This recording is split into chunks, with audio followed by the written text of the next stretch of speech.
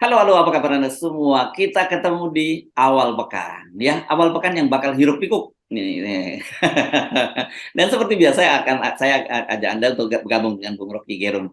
Bung Rocky Gerung ada dua peristiwa, saya kira yang maka kenapa saya sebut akan jadi hiruk pikuk itu setidaknya. Pertama, tentu saja hari ini Haris Azhar dan Fathia itu akan diserahkan dari kepolisian ke Kejaksaan Agung. Biasanya kalau penyerahan gini sudah P21 gitu disebutnya, itu diserahkan berkasnya dan juga diserahkan si tersangkanya gitu ya, Bung Rocky ya. Dan ini artinya ini prosesnya akan bergulir ke pengadilan.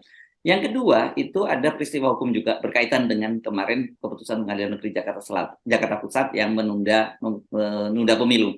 Dan ini akan ada sejumlah elemen civil society, bahkan juga ada ahli hukum tata negara yang akan melaporkan ke Komisi Yudisial. Nah, ini saya kira akan menjadi hiruk pikuk, apalagi nanti kalau kita tambah dengan peristiwa pertemuan kemarin ya. Nanti tapi kita bahas yang lain ya, pertemuan antara Pak Prabowo dengan Pak Surya Paloh. Bagaimana kita membacanya itu? Gitu. Ya, kita selalu senang kalau ada hiruk pikuk tuh, karena di dalam hiruk pikuk kan semua soal bisa dikocok ulang kan itu intinya. Karena politik kita nggak pernah ada pakem, jadi kita lompat-lompat dari satu isu ke isu yang lain. Tapi yang bisa kita soroti pertama-tama adalah soal Haris Azhar yang sebetulnya ada cooling down selama setahun ini, tapi tiba-tiba kasus itu muncul. Tentu Pak Luhut punya kalkulasi itu, apakah kalkulasi itu kalkulasi hukum atau kalkulasi politik, itu LBP sendiri yang tahu. Tapi dari pihak LSM, masyarakat sipil, semua memang menganggap bahwa bagus juga dibongkar isu ini supaya makin lengkaplah pengetahuan publik tentang yang disebut political economy atau oligarki atau apa aja tuh yang terkait dengan extractive industry itu. Jadi masyarakat sipil nggak ada ya menganggap ya memang mesti begitu supaya kebebasan mengucapkan kritik itu jangan dihalangi atau ditakut-takuti oleh hukum. Itu kira-kira tuh. Nah, lawyer Pak Luhut tentu punya perspektif yang lain, bahwa ini adalah penghinaan, bahwa ini adalah hoax, bahwa ini segala macam itu. Jadi ada pidananya di situ. Jadi ada dua hal di situ. Yang sana menganggap ini pidana, yang sini menganggap ini adalah kebebasan sipil, kebebasan berbicara terutama tuh, kebebasan mengkritik. Itu yang akan diuji di dalam wilayah politik yang lagi goncang-ganjing hari ini. Jadi kalau itu masuk ke kejaksaan, ya itu artinya jaksa mungkin anggap ini pidana, tetapi aspek politiknya pasti mereka pikirkan juga tuh. Kalau enggak ya udah hancur Jokowi reputasinya tuh. Ya. Dan ini kalau udah begitu kelihatannya teman-teman civil society ini akan menggunakan pengadilan tadi sebagai panggung politik dong nantinya jadinya ya. Ya, saya dari tadi mencegah untuk menyimpulkan itu, tapi biarkan redaktur FNN yang mengucapkannya. Ya. Ya, menarik, bagus kalau gitu kan ini, dan itu panggung legal kalau di pengadilan itu kan menjadi fakta hukum gitu ya istilahnya ya, apa yang terjadi, dan itu lebih enak, itu panggung yang nggak bisa dikriminalisasi juga gitu kan. Ya, itu dua panggung, nanti ada dua panggung hukum dan ada panggung politik, dan yang akan lebih ramai adalah panggung politik. Karena panggung politik itu terkait dengan kacamata internasional. Dan Haris itu kan agen internasional, agen global civil society itu. Jadi akan banyak sorotan pada Indonesia bahwa percakapan-percakapan yang sifatnya satire bahkan dianggap sebagai penghinaan, dan itu tidak memenuhi standar etika oposisi dunia itu. Jadi dunia pasti akan memihak pada Haris, tapi kita hormati juga hak Pak LBP untuk mempidanakan dia tuh. Jadi ini pertandingan paradigma aja sebetulnya tuh. Apakah betul maksud dari Haris adalah untuk menghina atau untuk mencemarkan nama baik, atau itu bagian dari satire LSM dunia untuk mencoba mengumpankan sesuatu supaya ada pembicaraan yang berlanjut tentang kasus-kasus yang menyangkut extractive industry itu. Nah, saya kenal wataknya Pak LBP, saya kenal wataknya Haris, apalagi wataknya Fathia yang memang betul-betul dia betul-betul melurus-lurus saja tuh. Jadi kelihatannya ini yang akan menyibukkan talk show politik minggu ini. saya membayangkan ini kalau di media ini akan panen berita Bung Rocky, dan ini bisa jadi laporan investigasi yang nggak susah payah, tinggal transkrip saja apa yang terjadi di pengadilan, karena itu pasti akan lengkap datanya ya. Ya, lengkap datanya dan jejak-jejak digital, mulai dari soal Panama Papers itu, terus bagian-bagian yang menyangkut Pak LBP itu juga pasti akan diintip atau diucapkan ulang tuh. Kan kita tahu bahwa kejahilan netizen ini melampaui sekarang itu lebih dari P21 tuh kalau kejahilan. ya sekarang. Nah, tapi kan sebenarnya kita ingatkan dulu ya, sebenarnya apa targetnya Pak Luhut, karena sebenarnya kan biasanya kalau bermuara ke hukum ini targetnya efek jerah gitu ya. Tapi saya kira buat orang seperti Haris Azhar, orang seperti Fathia dan juga civil society, ya mereka nggak akan jerah karena memang mereka merasa mereka tidak melakukan satu kesalahan kan gitu ya. Menurut mereka ini hak mereka yang justru diadili gitu, bukan pidana yang mereka lakukan.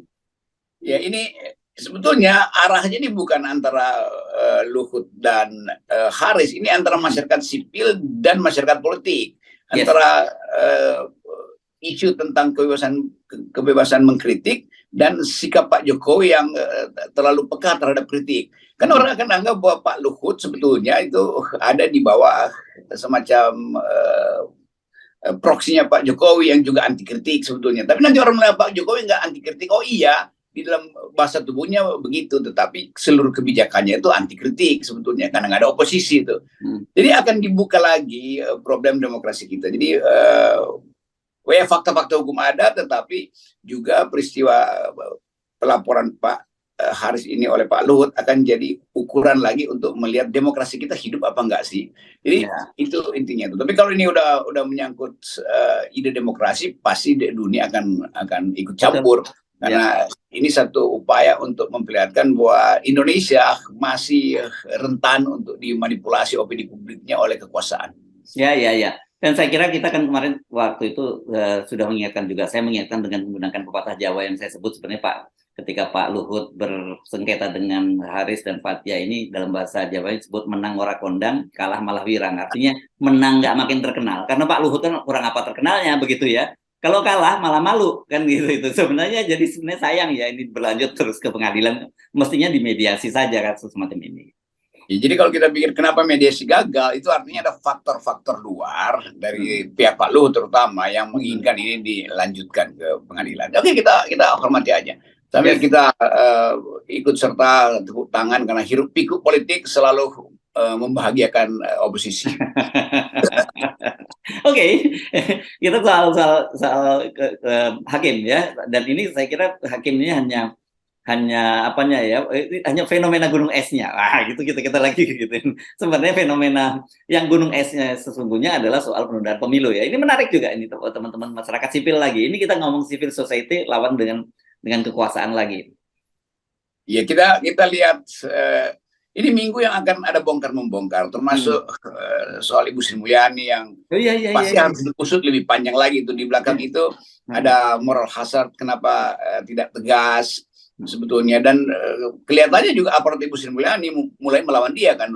Banyak hal yang akhirnya kita tahu bahwa ya di dalam lingkaran paling kecil Ibu Sri Mulyani ada masalah juga di situ tuh. Dan satu-satu akan dicicil nih, siapa di belakang kasus pajak ini, siapa konsultan pajaknya, apa kaitannya dengan etika Sri Mulyani yang mau ditegakkan, apakah di situ ada semacam konflik of interest antara kebijakan Sri Mulyani dan lingkungan terdekatnya, lalu kasus-kasus besar masa lalu. Jadi ini bagus betul, sehingga persiapan kita untuk membuka semua hal supaya pemilu 2024 nggak ada lagi kita beli kucing dalam karung, karena kita mau karungnya kita robek dulu supaya kelihatan kucing apa yang ada di dalam. Oke, Anda ke situ dulu. Oke, saya ikutin dulu ke situ. Nanti baru kita ngomongin yang soal penundaan pemilu ya. Ini menarik. Saya kelihatannya laporan utama majalah Tempo juga akan bongkar-bongkar itu ya. Siapa sebenarnya geng yang disebut sebenarnya yang sudah disinggung-singgung oleh Deputi Pencegahan dari KPK ya soal itu, dan kita sejak awal sudah bisa menduga sepertinya itu. Karena apa? Karena nggak mungkin orang sekelas Rafael gitu dia main sendirian kan. Ini kan berkaitan dengan policy. Ini biasalah permainan soal pajak, bagaimana dengan dengan para pewajib pajak kelas kakap gitu, dan dimainkan dan ini biasanya memang pintu masuknya selalu kita pernah singgung juga melalui para konsultan pajak, dan ternyata PPATK sudah menyebutkan gitu ada nominenya itu adalah konsultan pajak, dan mereka inilah sebenarnya yang disebut sebagai professional money launder, ya, money laundering gitu ya. Ya kalau kita lihat arahnya itu ada semacam ya ada kayak kasus Pak Sambo, ada panah kemana-mana kan, panah ke sini, panah ke situ, dan mungkin dia akan disebut dulu apa Pak Sambo rekening 303. Ya, terus 301 atau 3, ya 301 kalau nggak salah. Kalau ini mungkin ya. rekening stan 86, kira-kira begitu. Ya. Angkatan ya. Ini menunjukkan angkatan stan ya. Dia justru posisinya junior karena masih ada di atasnya yang disebut angin Nah, prayer. itu maksudnya tuh. Jadi Ya, panah-panahnya akan 81. kemana-mana. Ini Ya. atau dulu ada film Friends Connection. Kalau ini Stan Connection itu, ini Ya, berat. ya. Jadi Ya. kita cuma mau nonton sebetulnya sambil nguping dari wartawan-wartawan yang lagi bikin investigasi itu. Gitu kira-kira. Ya. Ini masih seru ya. Jadi artinya hiruk pikuknya makin tambah ramai lagi. Oke, kita sekarang ke pindah yang ke soal ini juga akan panjang nih ceritanya karena ini partai-partai politik juga sudah turun gunung juga, terutama Ibu Megawati yang ini betul-betul pasang badan. Ini kan untuk saya nyebutnya gitu, pasang badan untuk menghadang ambisi Pak Jokowi. Untuk kesekian kalinya loh Ibu Megawati menghadang ini lagi. Saya kira Ibu Megawati dalam soal itu dia akan tegak lurus dengan konstitusi, tegak lurus dengan pengetahuan dia tentang sejarah Indonesia. Tentu Megawati menganggap bahwa dia cukup tangguh, sudah diuji oleh sejarah, berkali-kali ada pengkhianatan terhadap dia itu. Dan sekarang mungkin dia tahu bahwa orang yang paling dekat dia itu akan berkhianat pada dia. Jadi feeling sebagai ibu juga bermain di situ. Kan Megawati mengasuh Ganjar, mengasuh Pak Jokowi, dan dia merasa bahwa ada sesuatu something rotten in Denmark gitu. Ada persekongkolan di Denmark kalau kita pakai lakon-lakon Shakespeare. Tapi sekali lagi kita mau supaya ketegasan itu, keteguhan itu tidak dibatalkan oleh sogokan-sogokan pada Ibu Mega. Karena pasti akan banyak orang istana yang disuruh untuk ngepung Ibu Mega supaya cepat-cepat balik lagi pada Ganjar. Tapi Mega butuh waktu untuk memahami bahwa dia sebetulnya lagi dikepung untuk diakuisisi oleh Pak Jokowi. Kira-kira begitu kalau saya bayangkan ya cara berpikir Ibu Mega itu. Bukan saya menuduh akan diakuisisi atau di apa dulu. Pak Muldoko lakukan apa dulu tuh pada Partai Demokrat? Kudeta. Di kudeta gitu. Nah, hal-hal semacam ini yang kita tahu di dalam tradisi kebudayaan Jawa, politik Jawa kan itu hal yang lumrah. Dan dari dalam istana itu biasanya pasti. Iya, itu. Jadi diam-diam ada seseorang yang bermanis muka lalu di step dari belakang, ditusuk dari belakang gitu. Itu yang terjadi yang kita sebut sebagai Mataram Syndrome selalu, bahwa kekuasaan dalam teori kebudayaan Jawa itu selalu tidak ada sukses yang betul-betul damai. Semua transisi atau semua suksesi raja-raja Jawa itu berdarah-darah tuh. Dan Ibu Mega tentu sebagai orang Jawa juga paham kultur itu. Jadi kita cuma mau coba memanfaatkan ilmu pengetahuan atau cara berpikir yang biasa disebut the idea of power in Japanese culture untuk melihat ketegangan antara Pak Jokowi dan Ibu Mega itu. Ya. Supaya kita nggak kena delik atau hoax. Dia bilang ini adalah analisis khas dari orang semacam Ben Anderson yang melihat ada panggung di depan tapi di belakangnya ada panggung lain, kira-kira begitu nih. Jadi ini sangat ilmiah, sangat akademis ya. Teori dramaturginya gitu ya. Yes, dan dramaturgi politik Jawa itu yang lagi dipentaskan hari ini. Yang saya kira yang juga cukup menarik ini juga ujian bagaimana nanti bagaimana dunia hukum kita ya yang dilakukan oleh teman-teman civil society hari ini dengan Komisi Yudisial itu juga kita akan melihat ujiannya seperti apa, karena kalau Mahkamah Agung posisinya sudah jelas yang dia menyatakan bahwa itu nggak bisa di seorang hakim dinilai dari keputusannya itu, dan dia menganggap bahwa ada azas yang menyatakan bahwa keputusan hakim itu harus dianggap benar gitu, walaupun sebenarnya ini sangat transparan dari mana benarnya. Gitu. Ya bagus itu. Jadi saya senang karena lembaga-lembaga pengadilan kita di ujung pemerintahan Pak Jokowi mulai pulih itu. Dan Mahkamah Agung lagi berupaya untuk memperlihatkan bahwa itu mahkamah yang independen dari kekuasaan tuh. Dan itu pentingnya kalau yang ngomong Mahkamah Agung, bukan Pak Mahfud. Pak Mahfud yang adalah bagian dari eksekutif, nggak usah lah banyak komen di dalam soal-soal seperti ini. Kalau Mahkamah Agung dia punya kemampuan untuk kasih sinyal, dan dia berhak kasih sinyal mana yang kira-kira dianggap adil atau bukan sebelum kasus itu masuk di dalam pemeriksaan dia tuh.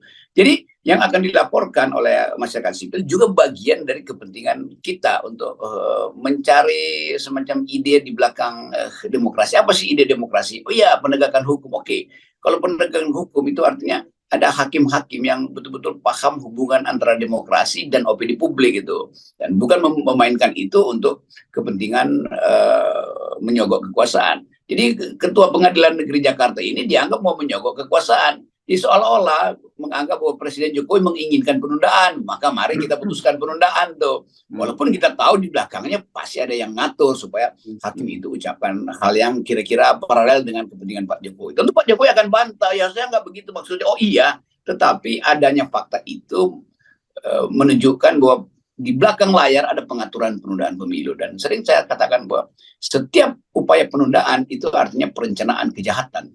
Yes, oke, baik. Terima kasih, Bung Rocky. Kita ketemu lagi, ya. Nah, dapat tuh 0.